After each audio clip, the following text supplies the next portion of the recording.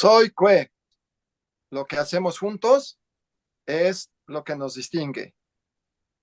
Gracias que te sumas a las transmisiones de estos martes en la noche. Sin duda, han sido sensacionales gracias a todos ustedes. El día de hoy vamos a cerrar temporada con un extraordinario invitado y ya verán de qué tema se trata. Me acompaña en la conducción la maestra Alejandra Macías Estrella. Mi querida amiga, cerramos temporada y ve nomás qué programón. Cerramos temporada, como bien lo dices, amigo, felices y por supuesto muy agradecidos con nuestro extraordinario invitado. Es un programa donde comprometimos al invitado desde el programa uno de esta temporada y lo hemos deseado, por supuesto, desde hace muchísimos meses y por fin llegó el momento de tenerlo nuevamente, que nos honra con su presencia una vez más en este programa Martes de Derecho por el CUEG. Él es el doctor Miguel Ángel Granados Atlaco y nos va a hablar de la libre manifestación de las ideas y el arte literario. Me voy a permitir hacer un muy resumido, pero en verdad muy resumido, síntesis de su currículum para que todos ustedes lo conozcan un poquito. Él es licenciado por nuestra Facultad de Derecho de la UNAM, donde se tituló con mención honorífica. También tiene una licenciatura en Lengua y Literaturas Hispánicas por la Facultad de Filosofía y Letras. Es licenciado en Ciencias Políticas y Administración Pública por la Facultad de Ciencias Políticas y Sociales, donde también se tituló con mención honorífica, obteniendo además la medalla Gavino Barreda con promedio de 10. Concluyó la carrera de filosofía en la Facultad de Filosofía y Letras, obteniendo de nueva cuenta la medalla Gavino Barreda, es decir, cuenta con 4 licenciaturas por la Universidad Nacional Autónoma de México. Estudió la especialidad en ciencias penales, maestría y doctorado en la División de Estudios de Posgrado de la Facultad de Derecho de la UNAM, obteniendo los grados con mención honorífica también, por supuesto. Cuenta con un sinfín de diplomados en muchas materias y ha sido abogado postulante desde 1985. Imparte cátedra en la Facultad de Derecho de la UNAM a nivel licenciatura, con una antigüedad de 34 años. Es catedrático definitivo por oposición en 5 materias: Introducción al estudio del derecho, Teoría de la ley penal y del delito, Delitos en particular, uno, Delitos en particular 2 y Delitos especiales, así como Filosofía del Derecho y Práctica Forense del Derecho Penal. Además, es docente en el programa de posgrado de nuestra Facultad de Derecho en la especialidad, maestría y ambas en materia penal, por supuesto. Está adscrito a los seminarios de Derecho Penal, Filosofía del Derecho, entre otros. Dirige y coordina la especialidad en Derecho Electoral y la especialidad en Sistema Nacional Anticorrupción en la Escuela de Estudios de Posgrado de Derecho EPEC desde el 2020. Actualmente es vicepresidente de la Barra Latinoamericana de Juristas y Peritos en la delegación de la Ciudad de México y vicepresidente de la Academia Nacional e Internacional de Poesía, perteneciente a la Sociedad Mexicana de Geografía, Estadística y sede en Coyoacán. Créanme, en verdad, un resumen muy pequeñito de su gran currículum que tiene. Déjame decirte, Miguel Ángel, que leyendo tu currículum, eh, veo que cada día me falta estudiar un poco más, siquiera para intentar llegar a tener una quinta parte de todo lo que tú has logrado en toda tu carrera. Eres un maestro, por supuesto, muy querido, muy admirado por nosotros y eres el único que hemos repetido, por supuesto, en una temporada por el cariño tan grande que te tenemos y el agradecimiento, y derivado del programa anterior donde también nos compartiste pues la importancia de las letras, la importancia del lenguaje jurídico, pues nos quedamos con esta sensación de que nos faltaba un poquito más. Y entonces te quiero preguntar, ¿cuál sería para ti el valor filosófico de las libertades, por supuesto, en esta manifestación de ideas? Gracias por aceptar la invitación. No, pues el encantado soy yo, la verdad, muchas gracias por esta invitación. Siempre es un gusto, mi querido Vicente, Ale, ¿qué les puedo decir? Me siento entre amigos, entre brillantes también, docentes y juristas, me consta porque pues, fueron mis alumnos en el doctorado y de lo mejor que he tenido en las aulas, la verdad es que así habría que decirlo y comentarlo. Bueno, sí, finalmente el entender las libertades tiene mucho que ver con un fondo filosófico del derecho. En aquella ocasión, cuando hablábamos, precisamente era la conexión con temas filosóficos y temas del lenguaje, y comentábamos que es tan importante este entendido de cómo vamos construyendo las ideas a través del lenguaje. Y precisamente para poder aterrizar esta visión de las libertades, pues hay que partir de una condición, la condición humana, el ser humano. Los seres humanos, así nos hemos asumido como los reyes de la creación, nos hemos asumido como los seres dotados de racionalidad. Lo real es que de repente algunos se esmeran de mostrar todo lo contrario, pero finalmente así estamos, ¿no? Y entonces, vaya, esto es lo que nos lleva precisamente a descubrirnos a nosotros mismos como titulares de estos derechos que vienen siendo elementos intrínsecos a la condición humana. Pero, ¿dónde viene el problema? El problema surge donde efectivamente habrá quien en algún momento no entienda que existe esto como algo natural en el propio ser humano.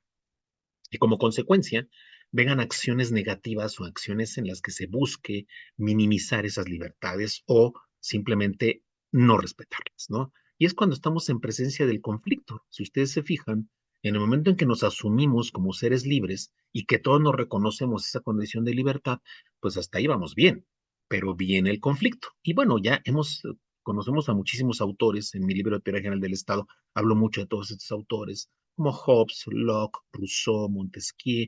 Entonces van hablando de cómo se construye esta idea del pacto social, esta idea de la vida colectiva, y que en algún momento todo incide en esto que estamos comentando, libertades. Libertades, que Kant cuando define la libertad dice que no es otra cosa más que la posibilidad de hacer lo que uno quiera, guste, mande y ordene, mientras no dañes a otro, mientras no perjudiques a nadie más con tu conducta, tú puedes hacer lo que te venga en gana, ¿no? Y esto, por supuesto, que es una preocupación que tiene que ver mucho con el derecho, porque, bueno, no solamente esto que se ha dado por llamar el neoconstitucionalismo, con base en el cual se ha hablado mucho, sobre todo, de qué es este voltear, ¿no? De haber campeado de manera, digamos, abrupta y, por supuesto, sólida un positivismo, como que regresamos otra vez a condiciones naturalistas a través del garantismo y a través de todo esto, independientemente de lo que podría ser digamos, un debate perfectamente válido. Yo diría, pues esa no es la parte donde tenemos que pelearnos. El tema es que hay que volver, hay que regresar a esos aspectos del derecho natural. Y ahí están las libertades. Libertades tan hermosas como de la que vamos a hablar hoy, esencialmente, porque es una manera nada más de prolegómeno, pero de lo que vamos a hablar hoy, que es esa libertad de la manifestación de las ideas, que es lo que nos tiene aquí incluso, ¿no? Yo cuando doy clase les digo, jóvenes, vivan el derecho, vivimos el derecho, o sea, hay que aprender a vivir el derecho. ¿Cómo se vive el derecho? Ejerciendo nuestras libertades, precisamente, ¿no? Y entre ellas esta, una de las más maravillosas que hay, que es la posibilidad de expresarnos, de manifestar lo que aquí está pasando adentro y que por supuesto se tiene que ver hacia afuera, ¿no? Porque es donde precisamente surge esa necesidad del reconocimiento de la libertad, cuando hay un otro. En la condición de otredad, ahí es cuando decimos, acá, a ver, pues sí, como que aquí hay otro igual a mí, enfrente, y por tanto, ambos nos debemos un respeto a todas nuestras respectivas esferas de libertad. Así sería, mi querida. Sin ninguna duda, eres un provocador profesional. Me lleva a preguntarte lo siguiente. Para manifestar o expresar nuestras ideas, ¿es necesario desnudar el alma? Pues mira, yo te diría que primero tendríamos que aprender a reconocernos en esa condición, ¿no? En esa condición de seres que vamos más allá de lo meramente tangible, de una mera forma de aparecer, porque eso es lo lamentable. Yo te diría que es triste cuando la gente no se asume con estas capacidades, ¿no? La capacidad de decir algo, la capacidad de expresarse. Eh, Ustedes como formadores de abogados que han compartido conmigo ese vicio, sabemos perfectamente que hoy por hoy es una de las cosas más importantes, que el alumno aprenda a expresarse, que en la práctica profesional van a empezar a enfrentar cada vez más la oralidad en todos los sentidos. Incluso aún y cuando venga este tema de ya el manejo electrónico de expedientes, porque va a haber ahora, ¿no? Audiencias como lo que estamos haciendo ahorita, ¿no? A través de una plataforma en línea, etcétera. Entonces, es algo con lo que yo he peleado toda mi vida como formador de abogados, ¿no? De abogadas. Tienen que aprender a expresarse. Pero el expresarse implica también el perder el miedo, porque eso es algo que también mueve o a veces, ¿no? Anquilosa al ser humano. El miedo. ¿Miedo a qué? Miedo efectivamente a lo que no conocemos, a lo que no sabemos. La incertidumbre en el ser humano es algo muy erradicado en su mente, que es lo que le lleva a veces a no hacer lo que tendría que hacer, a no esforzarse por algo, a no expresar las palabras, las cosas, ¿no? Yo tengo yo creo muchísimo en la fuerza de la comunicación, creo muchísimo en eso. He llevado asuntos en los que de repente te descubres con que la pareja andaba muy ansiosa de divorciarse, pero nunca platicaron, nunca comentaron absolutamente nada. Y en el momento en que se sientan a hacerlo, se descubren amándose igual que siempre, pero que apenas hubo una pequeña piedrita en el camino que ahí apareció, pero que ambos hicieron una gigantesca bola de nieve por no comunicarse. Eso cuesta trabajo, mi querido Vicente, abrirse, abrir y encontrar que dentro de ti existe claramente esa capacidad de decir algo. Yo siempre he dicho, todos tenemos algo que decir, todos tenemos algo que decir. Por oscuras que parezcan nuestras existencias, por lo mucho que a lo mejor uno diga, no, no, no, me falta crecer, me falta estudiar, me falta aprender. No, no, no, pero es que es otra de las grandes maneras de crecer, precisamente, a través de expresar las cosas, ¿no? Y entonces a veces le tenemos miedo a las reacciones, le tenemos miedo a lo que nos puedan decir terceras personas, le tenemos miedo a cosas que, repito, solamente están en ese campo de la incertidumbre y que no nos dejan ser. Para auténticamente ser, necesitas, ¿sí? Que externamente haya una manifestación de ti. ¿Y cómo lo hacemos precisamente? A través de la palabra, a través de los lenguajes. Entonces, claro, yo te diría, sí habrá cosas en las que la exigencia sea por completo desnudar el alma, cuando amamos a nuestros hijos, cuando amamos a nuestra familia, cuando amamos una pareja, cuando amamos lo que hacemos, es ponerle corazón, es ponerle alma, es sentir que aquí dentro de tu espíritu hay algo que te está moviendo, que es un motor intangible, pero que mueve, con una energía inmanente. Así, mi Ujú. querido. Justo, con qué pasión, con qué corazón, con qué energía, pues tú abarcas este tema que se nota que es tu tema, estás como pez en el agua y nosotros encantados, por supuesto, de ver un gran ejemplo en ti de esta capacidad de expresión, que seguramente es indudable que nosotros los abogados debemos de tenerla y más ahora con este sistema oral, que por supuesto la forma en que nosotros expresemos, la forma, el entusiasmo, no solo verbal, sino también a base de algunos otros elementos, llegar al corazón del juez argumentando correctamente lo que debemos hacer en favor de la causa que estemos defendiendo, me trae a la idea de pensar justo en el tema de nuestro programa, que es la libre manifestación de las ideas. Y aunque parezca un poco contradictorio, me gustaría preguntarte si esta misma tiene algunos alcances o tiene límites. Ujú. Bueno, por supuesto que, y en congruencia con lo que había señalado cuando citaba yo a Kant en cuanto al tema de las libertades y lo que representa el ser libres, siempre considerando, repito, esta otredad, la existencia de otro, el no perjudicar a nadie más. Precisamente la propia Constitución, desde el artículo sexto, cuando consagra como un derecho humano la libre manifestación de las ideas, es muy precisa cuando dice que en primer término, no puede haber una autoridad que en algún momento trate de limitar ese ejercicio de una libertad tan maravillosa. Salvo, efectivamente, hay casos específicos que vienen por tradición en este artículo sexto constitucional y que están fundamentados en temas como la moral, la vida privada, los derechos de los terceros, el que se quiera provocar algún delito o la perturbación del orden público. Y me parece que todas estas condiciones, estas 5 condiciones, me parece que son perfectamente entendibles, atendibles y justificables. Porque si hemos dicho que esta libre manifestación de las ideas tiene que ser congruente con la idea del respeto al otro, que también a su vez va a tener esa misma libertad.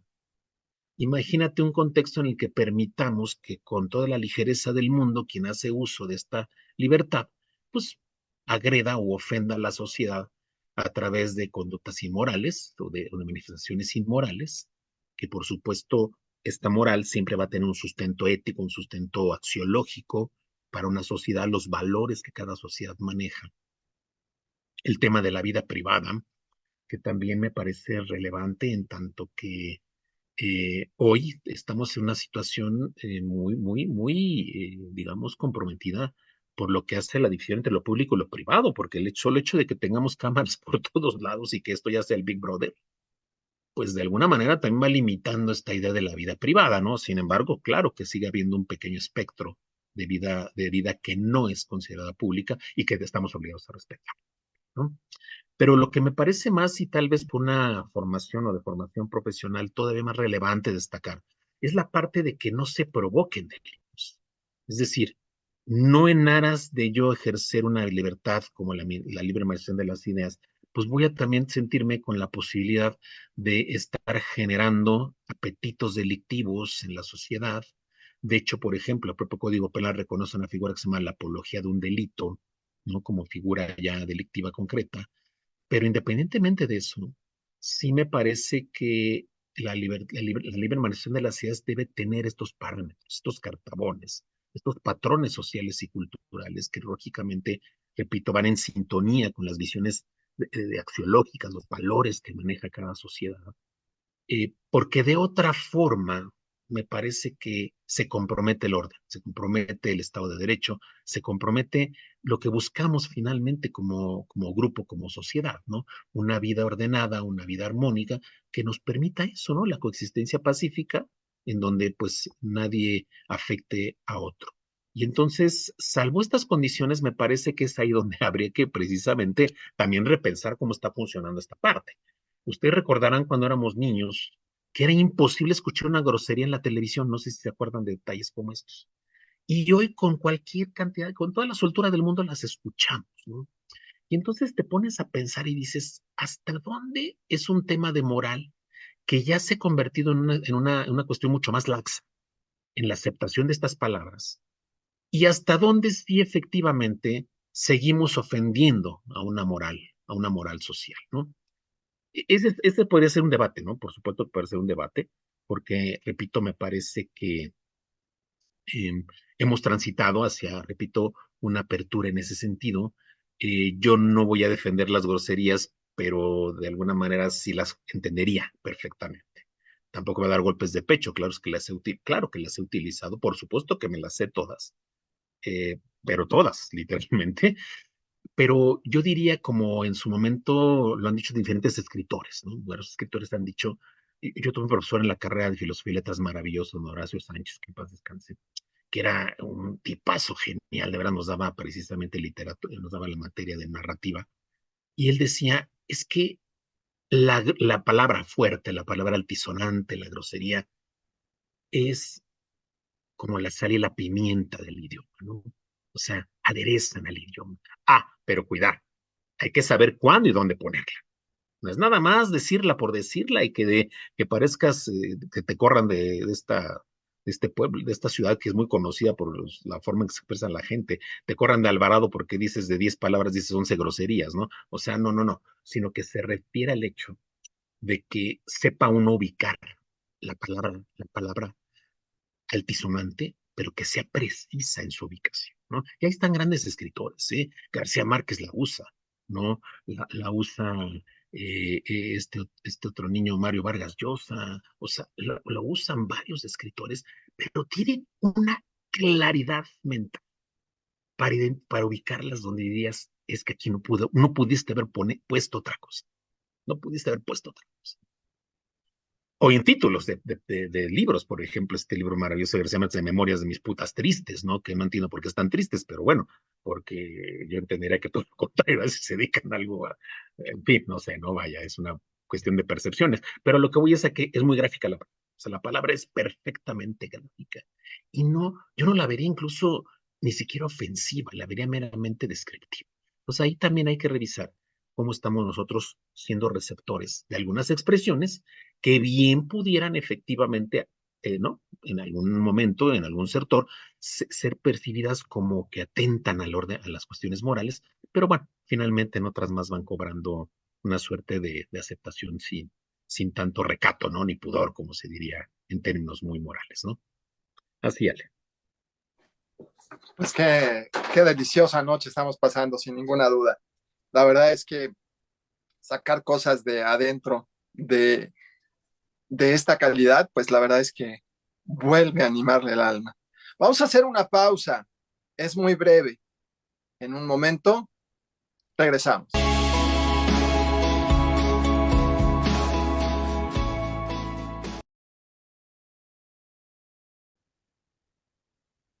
Estamos de regreso. Gracias que te sumas a la transmisión de estos martes en la noche para hablar de derecho. El día de hoy con un extraordinario invitado. Tenemos el privilegio de estar con el doctor Miguel Ángel Granados Atlaco, quien esta noche presenta al foro algo maravilloso: la libre manifestación de las ideas y el arte literario. Me gustaría hacerte una pregunta muy importante, Miguel. ¿Cómo se ejerce este derecho a expresar lo que traemos aquí adentro, que a veces duele? Bueno, muchas gracias, Vicente. Y aquí de nuevo a seguir conversando estos temas que para mí son importantes. Eh, de entrada, por supuesto que no estamos aspirando a que todo el mundo se sepa el sexto constitucional, eso nos queda clarísimo, ¿no? Pero finalmente en el ánimo popular en ese ambiente está la idea de que yo puedo decir lo que yo quiera, puedo externar mi opinión, etcétera. Y además lo oímos de gente que en algún momento pues es completamente profana del derecho, ¿no? Y eso es lo bonito de esto precisamente, porque a pesar de o por la falta de o lo que fuera, pero finalmente se debe entender en esta condición muy natural del ser humano esta posibilidad. Entonces, yo te diría que este ejercicio va a tener mucho que ver con qué es lo que tú consideras que debes decir o que puedes decir, porque ahí está la clave. Eh, a mí, por ejemplo, cuando doy esta clase de más retórica, oratoria, que ahorita lo estoy dando en doctorado, y algún alumno me preguntaba, me decía, bueno, pero a ver, ¿en qué momento fue esa posibilidad de desarrollar la manera de expresar y de manejar la palabra? Yo siempre he dicho que hay cosas que se aprenden haciéndolas, ¿no? Se aprenden haciéndolas. Y entonces, aquí el tema es atreverse a hablar, atreverse a decir las cosas. Y el problema también fundamental que yo veo es cuando las personas son su primer filtro o se constituyen en su primer censor, ¿no? O sea, los primeros en censurarse sobre lo que van a decir. Ay, ¿qué va a pensar el profesor de que diga yo esta barrabasada? Por supuesto, no creas que va a ser el primero en decir una, ¿eh? O sea, eso ya te lo ganaron, eso hace mucho tiempo te ganaron eso, ¿no? ¿Qué va a pensar de que, no sé? Bueno, pues es que si sabes a qué vienes, ¿no? Y es lo que yo siempre le digo a mis alumnos. A ver, ustedes vienen aquí porque no saben, porque si ya saben, pues váyanse, ¿para qué los quiero? No, aquí van a venir a aprender. Entonces, pero el estimular esa participación también es muy importante en el aula, pero a lo donde voy es a la actitud psicológica del individuo que a pesar de saber que tiene esa maravillosa libertad, no la ejerce. Entonces, hay ocasiones en que también hay que estimular esto, ¿no? Estimular esta posibilidad de la expresión, de manifestar las ideas, porque por mucho que de verdad hubiera alguna situación, tendrá que ser una cuestión realmente excepcional.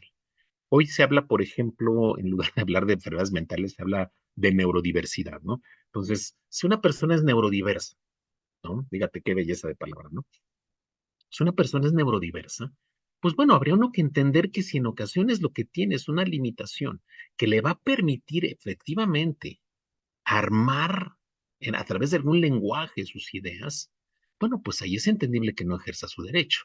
Pero en cuanto a los demás, me parece que es reprobable tener esta posibilidad y no aprovecharlo. Entonces, el punto de partida es, tenemos un derecho humano que habrá que ejercer, que no debe uno perder de vista que hay una serie de condiciones que la propia Constitución está estableciendo y que tienen que ver, repito, con esta visión social, ¿no? O sea, sí como sociedad, claro que nos asumimos con libertades, pero esas libertades siempre se van a ceñir a una condición de otredad y una condición de vida colectiva, que no es la excepción, la libre manifestación de las ideas. Así, mi querido Vicente.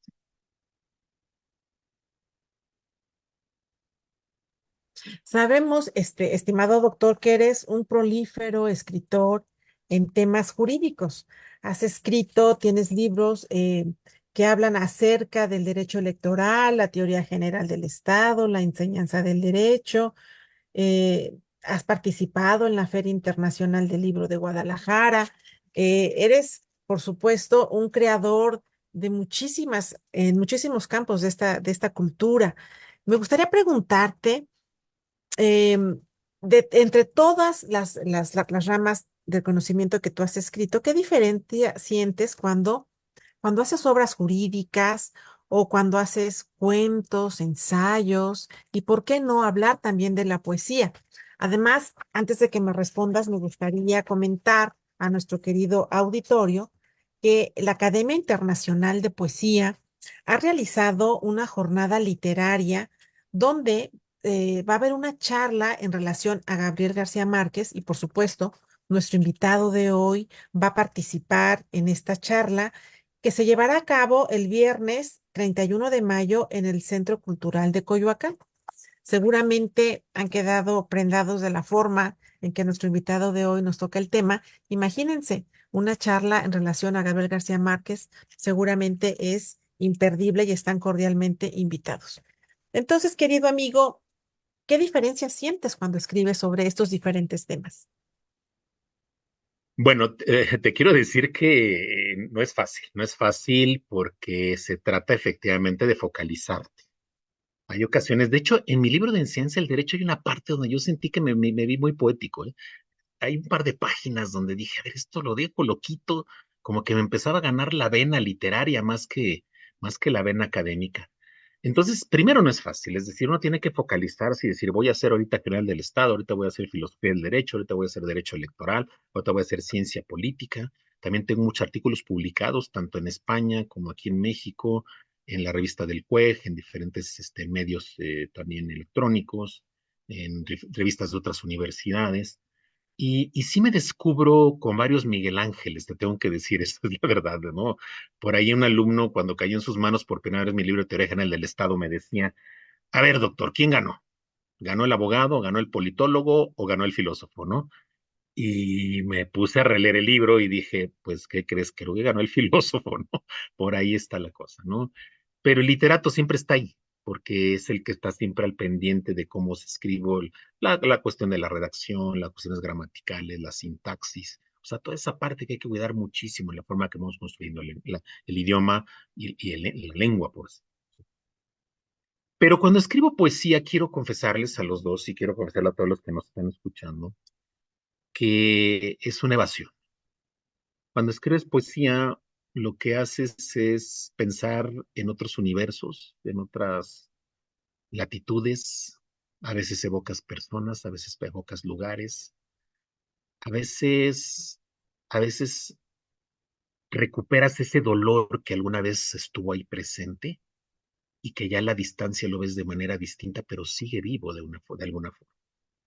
Evocas el amor a la mujer, el amor a los hijos, el amor a la familia, el amor a la patria. Por ahí tengo un poema que me encantó de parte mía. Ahí sí está mal que yo lo diga, pero una de las cosas más, de las mejores cosas que he hecho en poesía. El amor a los amigos. Yo cuando era adolescente, cada 14 de febrero escribía un poema para mis amigos y lo repartí entre todos mis amigos en sobres. Ahí les daba yo a mis amigos su poema. Me parece que es aprender a, soltarse, a soltarse en la poesía. La poesía tiene mucho de espontaneidad, por supuesto, porque si alguien me preguntara, a ver, siéntate a escribir poesía en este momento, le diría, no, o sea, sí puedo, pero no me sentiría satisfecho. Y ahorita puedo de bote pronto tal vez decirles algo poético, pero no me sentiría con esa satisfacción de haber trabajado la palabra, de haber trabajado la idea, de haber rascado en mi alma para sacarlo, ¿no? Y para que brotara algo que tenga que estar bañado de esa emoción, de ese sentimiento, ¿sí? Entonces, definitivamente son roles distintos a los que juega uno, pero la dificultad está en eso, porque finalmente también hay que decirlo, es poca la gente que hace lo que tu servidor, ¿no? O sea, que se mete a escribir en un tema, en otro, que hay allá, y encima de todo hago poesía, ¿no? Entonces hay gente que cuando me conoce como escritor de ciertas, al revés, ¿no? Quien me conoce como poeta no puede creer que haga yo estas cosas jurídicas, ¿no?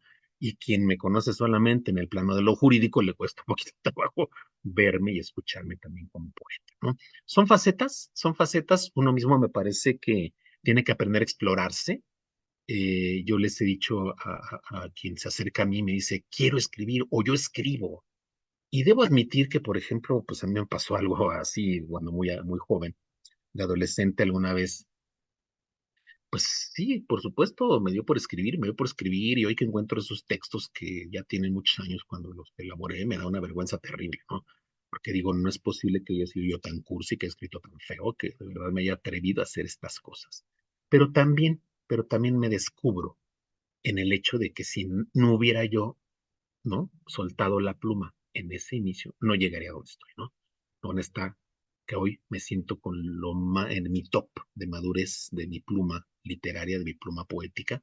Y pues bueno, la mejor muestra la tienen ustedes en este libro que amablemente aparece en la portada en nuestro afiche, ¿no? Para invitar a este evento, que es mi libro de Recolectar el Alma.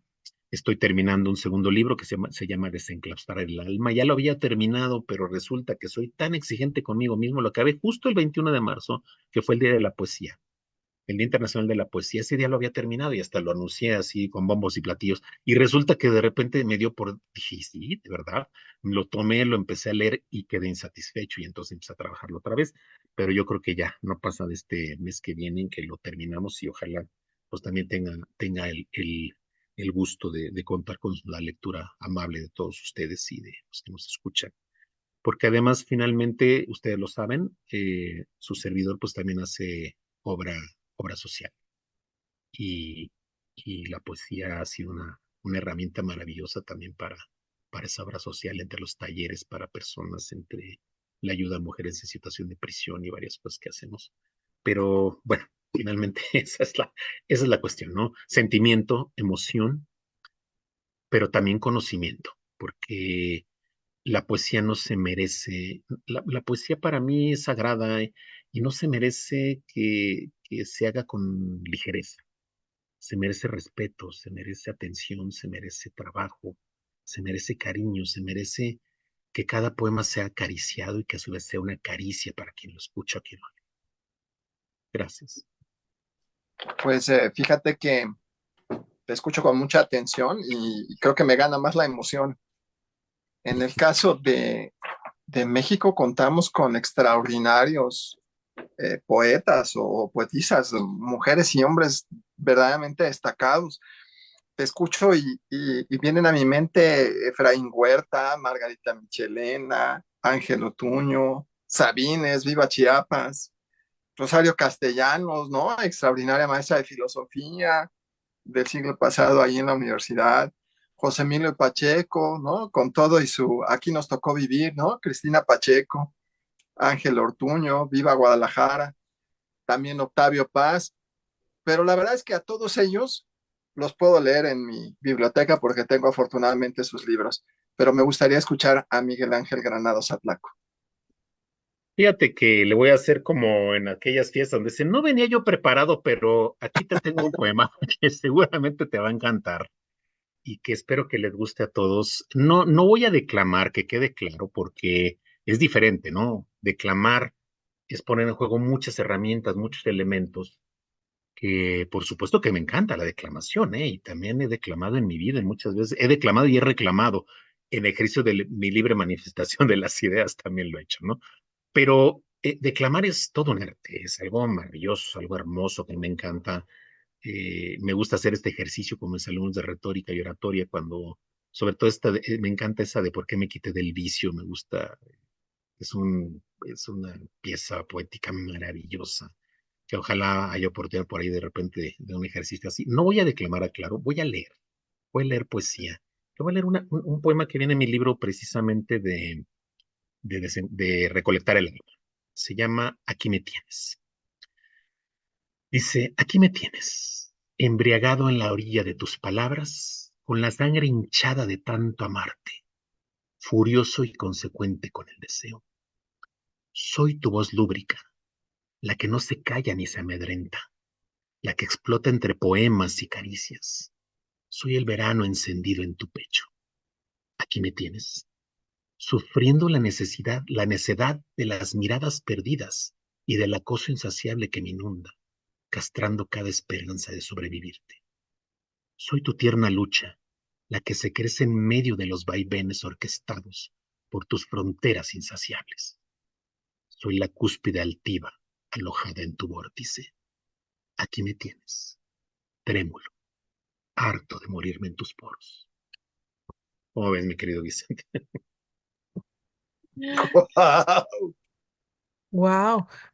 No, no sé, Miguel Ángel, si pedirte otra poesía, si preguntarte, bueno, realmente nos tienes embelesados.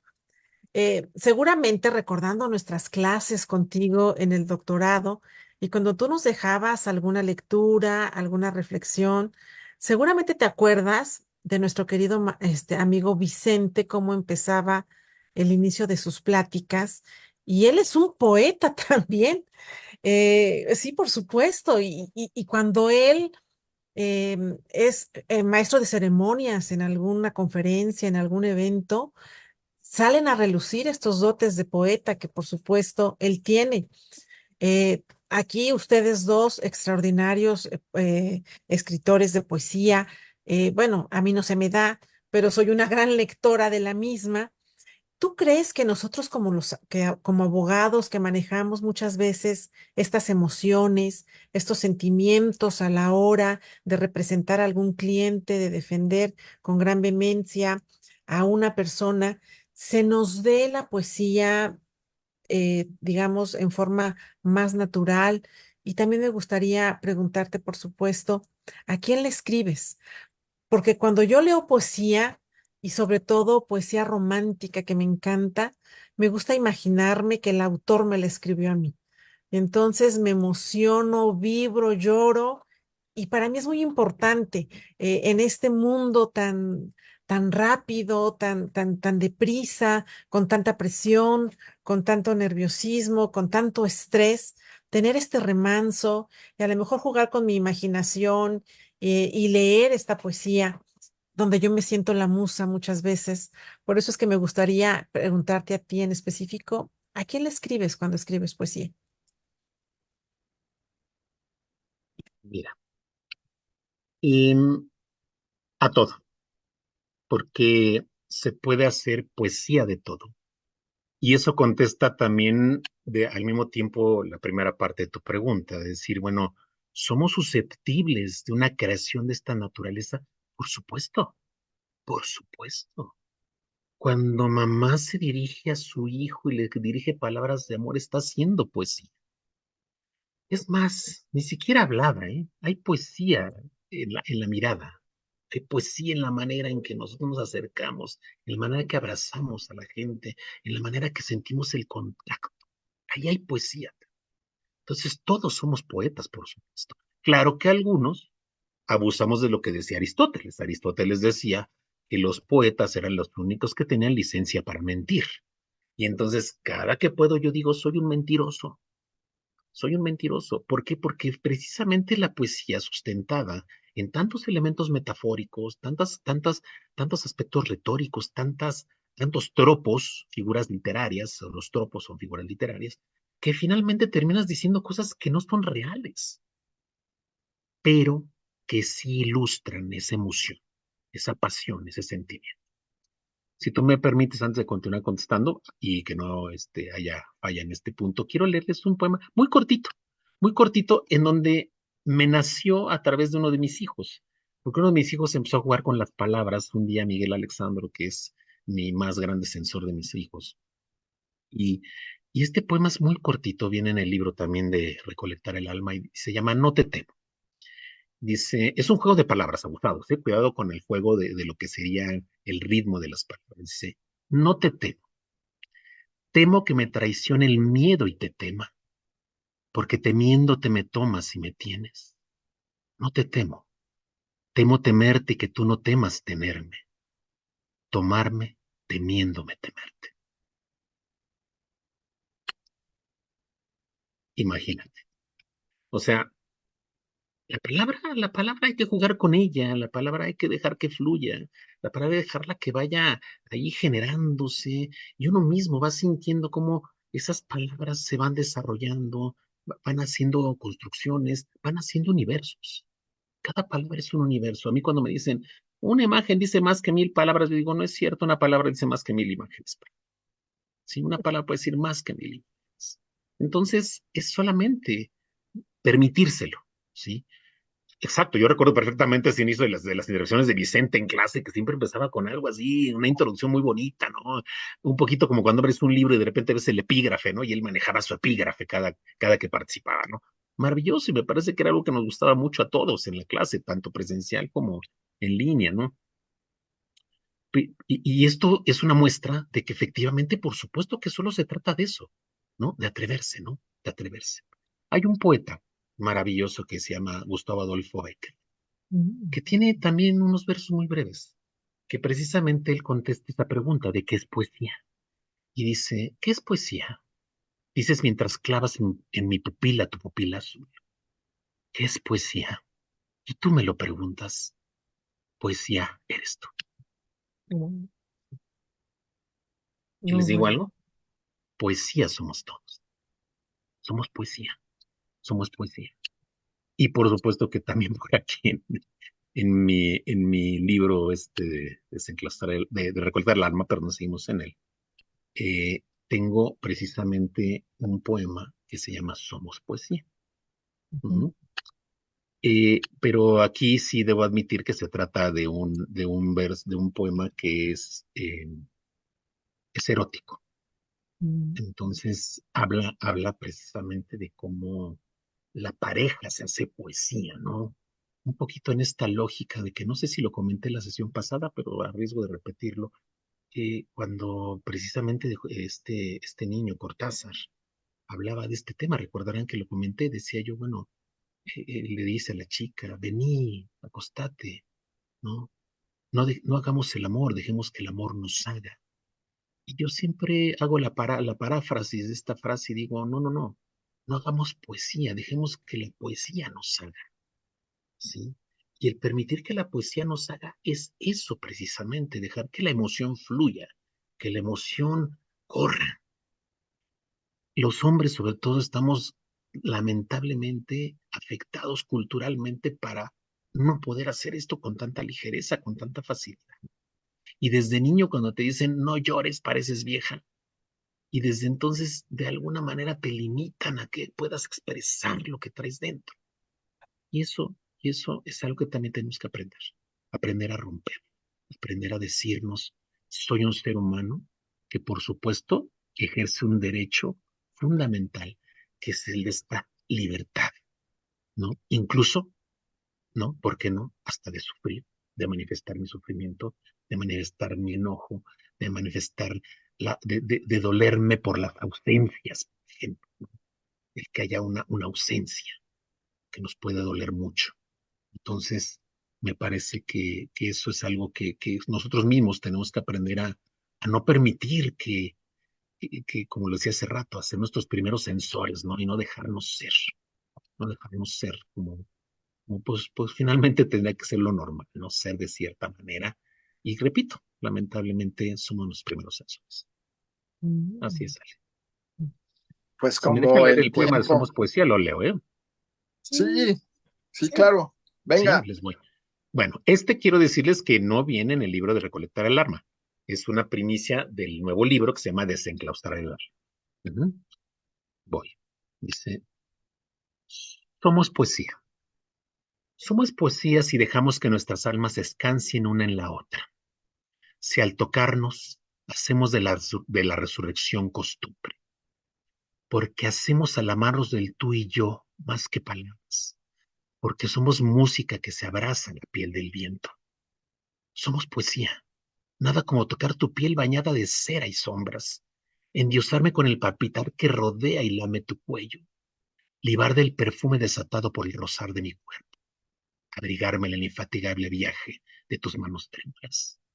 Somos poesía cuando nos embriagamos con el fuego de nuestras auras, necios, sin ambajes ni máscaras, solo vestidos de sudor. Cuando al borde de mi ansiedad reniegas de tu fragilidad y sigues respirándome, besando con tu voz mis placeres. Así es cuando somos poesía. ¿Qué te parece, amiga? Pues realmente muy agradecida que tener este remanso de emociones y justo en esta época de terminación de semestre donde estamos todos con lo nerviosismo y apurados en el tiempo. Y por eso es que me gustaría volver a repetirles que tenemos una invitación el día 31 de mayo en el Centro Cultural de Coyoacán, charla de Gabriel García Márquez, una jornada literaria eh, realizada por la Academia Internacional de Poesía, donde por supuesto tendremos la intervención de nuestro querido doctor, maestro, amigo Miguel Ángel Granados Atlaco. Muchísimas gracias, querido amigo, por estar con nosotros esta noche, por cerrar esta temporada, como tú lo sabes hacer, maravillosamente y queremos invitarlos, por supuesto, a que lo acompañen este 31 de mayo en el Centro Cultural de Coyoacán. ¿Me podrías compartir la hora, amigo? No sé a qué horas va a ser. Vamos a estar a partir de las 6 de la tarde A las 6 de la tarde. y a las 6 de la tarde. Y también vamos a estar el sábado para quien le interese empezar a hacer sus pininos en el tema de la poesía o de la narrativa. El sábado ahí mismo vamos a tener un taller, dos talleres, un taller de narrativa y un taller de poesía. Yo voy a manejar el taller de poesía, es completamente gratuito. Entonces, quien se anime y quiera empezar a soltar la pluma, es un buen momento para que vayamos hablando de ese tema y con gusto, pues ahí abrirles las puertas también de la academia pues para que pues esto que estamos diciendo no se quede nada más en hablado, ¿no? Sino también en estimular la creación. Creo que, repito, todos tenemos algo que decir. Hay algo que decir. Y Borges un día dijo lo siguiente. Borges dijo, no existe un poeta en el mundo que no haya escrito el mejor verso de la literatura universal. ¿Sí? O sea, esto lo que quiere decir es que puede haber, tal vez, ¿no? 4 o 5 palabras que digamos, pero que esas sean el máximo verso de la literatura. Entonces, podemos hacer verso, por lo pronto, ¿no? Pues yo voy a hacerle como los franceses que gritan antes de que se acabe el espectáculo, encore, encore, o como dicen los Otra, mexicanos, otra. otra, otra. Y pues la verdad es que me gustaría si nos ayudas y que despidiéramos el programa con una poesía, mi querido amigo. Ok. Voy con una que se llama Yo no sé amarte. También está en el libro nuevo de Secuestrar el alma. Dice, yo no sé amarte. Solo sé que desde tus ojos me reconozco vivo, que en la oscuridad de nuestro cabello enredado el aire se parece tanto al fuego adherido a mi vientre. Tu sonrisa me abraza y le da vida al tiempo dormido. Me dice lo que tus labios callan y decantan por tu piel. Desde tu boca me hago Dios y me adueño de tu aura. Eres el rincón del universo que me ata a la mortalidad. Yo no sé amarte. Me conformo con beberme el canto de tu silueta, con el aroma a luz que se escapa de tus poros y se posa desnudo sobre nuestras miradas perdidas. Sé que te embriagas silenciosa cuando tus manos se apiadan de mi soledad y me tocas. Sé que me das tu vida en cada mirada albergada en mi cínica desnudez. Lo sabes. Por eso dejas que tus brazos se embriaguen con las mías en cada roce clandestino, desatando la tormenta de mi piel que se agolpa contra tu alma. Lo sabes. Claro que lo sabes. Wow, pues la verdad es que hemos estado mucho más que emocionados y Pues vamos a dar gracias a las personas que nos acompañan todos los martes. En la noche estamos muy agradecidos con su presencia. Amiga linda, ¿quieres decir algunas palabras para despedir el programa? Pues la Casa de la Cultura, donde va a estar nuestro invitado, se llama Casa de la Cultura Reyes Heroles, viernes de 6 a 8, cordialmente invitados. Y qué maravillosa forma de terminar con este programa dedicado al derecho, con esta expresión maravillosa de la libertad de las ideas, esta manifestación, por supuesto, con un extraordinario invitado al cual te agradecemos mucho. Sabemos que eres una persona sumamente ocupada y el hecho que nos hayas regalado estos minutitos, realmente te lo apreciamos muchísimo y sabes que en este programa, en esta escuela, te queremos muchísimo. Gracias por estar esta noche con nosotros, querido amigo. No, pues el agradecido soy yo porque además no hay tantos espacios así como para explayarse de esta forma. Les agradezco mucho. Y también agradecerle a todos los que nos acompañaron. La verdad es que estaba yo leyendo qué hermosos comentarios hay. Es lo que te digo, podemos hacer poesía. La verdad es que aquí veo algunas cosas bellísimas que comparten y que bueno, me da mucho gusto, me siento halagado y creo que ganamos todos, gana el juez, ganan ustedes, gana la gente que nos escuchó y por supuesto que esas tienen que ser caricias que van derechito al alma, sin escalas. Gracias, gracias por la invitación. Estas fueron las hermosas palabras de un alma desnuda del doctor Miguel Ángel Granados Atlaco, que esta noche, de martes 21 de mayo de 2024, compartió con nosotros con el tema La libre manifestación de las ideas y el arte literario. Soy Cue. Lo que hacemos juntos es lo que nos distingue. Amén. Fui amado. El sol acarició mi faz. Vida, nada me debes. Vida, estamos en paz. Hoy, una extraordinaria noche de los poetas vivos. Buenas noches.